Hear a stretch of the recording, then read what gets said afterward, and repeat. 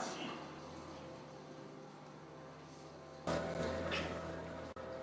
Le projet de loi contre les sociétés secrètes a été présenté à la Chambre comme un projet de loi contre la franc-maçonnerie. C'est le premier geste effectif fait par le fascisme pour consolider ce que le parti fasciste appelle sa révolution. En tant que parti communiste, nous demandons non seulement pourquoi ce projet de loi contre les organisations en général a été soumis à l'Assemblée, mais aussi pour quelles raisons profondes le parti fasciste a présenté cette loi dirigée essentiellement contre la franc-maçonnerie.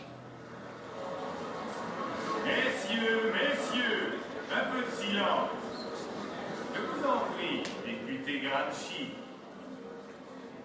Nous sommes du petit nombre qui a pris le fascisme au sérieux, alors même que le fascisme ne semblait être qu'une farce sanglante.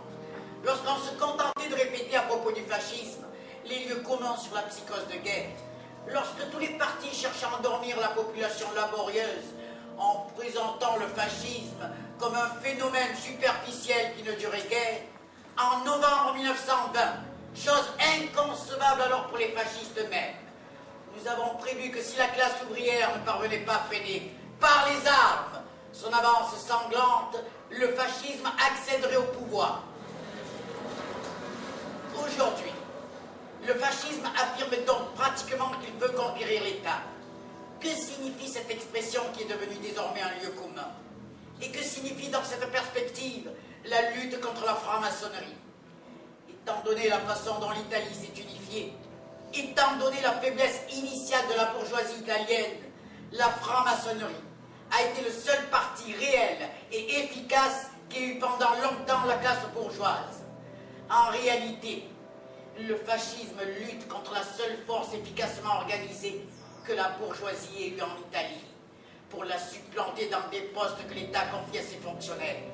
La révolution fasciste n'est que la substitution d'un personnel administratif à l'autre. Il n'est de révolution que celle qui s'appuie sur une classe nouvelle. C'est pourquoi nous disons qu'en réalité, cette loi est spécialement dirigée contre les organisations ouvrières. Nous demandons pourquoi maintenant, depuis plusieurs mois, sans que le Parti communiste ait été déclaré association de malfaiteurs, les carabiniers arrêtent nos camarades toutes les fois qu'ils sont plus de 3 se réunissent. Nous faisons ce que vous faites en Russie. Vous faites des rafles formidables. Vous faites très bien. En réalité, l'appareil de l'État considère déjà le Parti communiste comme une organisation secrète. Ce n'est pas vrai. En attendant, on arrête sans aucun chef d'accusation précis quiconque est trouvé dans une réunion de 3 personnes, rien que parce qu'il est communiste, et on le jette en prison. Et ils sont vite relâchés. Combien y en a-t-il en prison? Nous les attrapons simplement pour les connaître. Les forces révolutionnaires italiennes ne se laisseront pas écraser. Voilà ce que nous voulons dire au prolétariat et aux masses paysannes italiennes du haut de cette tribune. Votre rêve obscur ne parviendra pas à se réaliser. Il faut que vous l'entendiez dire jusqu'à la nausée.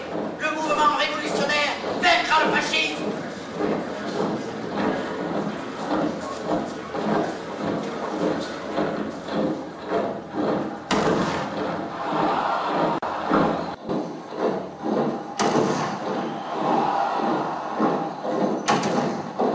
Après le scandaleux attentat perpétré sur la personne du doute chez Benito Mussolini, qui par la grâce de Dieu a échappé à cet acte odieux, notre ministre de la Justice, Farinacci, propose la révision de tous les passeports, de sévères peines contre les émigrés clandestins, la dissolution de tous les partis et groupes politiques d'opposition, la suppression pour un temps indéterminé de toutes les publications hostiles au régime, la relégation au confino, c'est-à-dire au bannissement de tous les subversifs attentant à l'ordre public, la peine de mort pour tous les délits politiques, la révocation de tous les mandats des députés de l'opposition.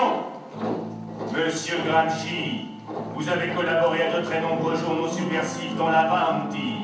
Vous avez été directeur du périodique communiste L'Ordine Nuovo. Pour votre action fidèle et fanatique communiste, vous êtes envoyé d'abord en Allemagne en 1922, puis la même année à Moscou à la place de Terracini Umberto, comme homme de confiance du Parti communiste italien.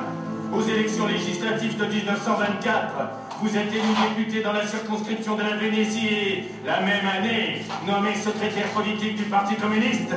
Actuellement, vous faites partie du comité exécutif et vous êtes un des membres les plus actifs et influents, tant comme propagandiste que comme organisateur. Vous tirez vos moyens de subsistance de cette seule activité. Votre action, obéissant fidèlement au programme de votre parti, a toujours visé à l'organisation nationale des ouvriers et des paysans. En conséquence, pour toutes ces raisons, vous êtes condamné à 5 ans de confinement en terre coloniale ou dans une de nos îles prévues à cet effet.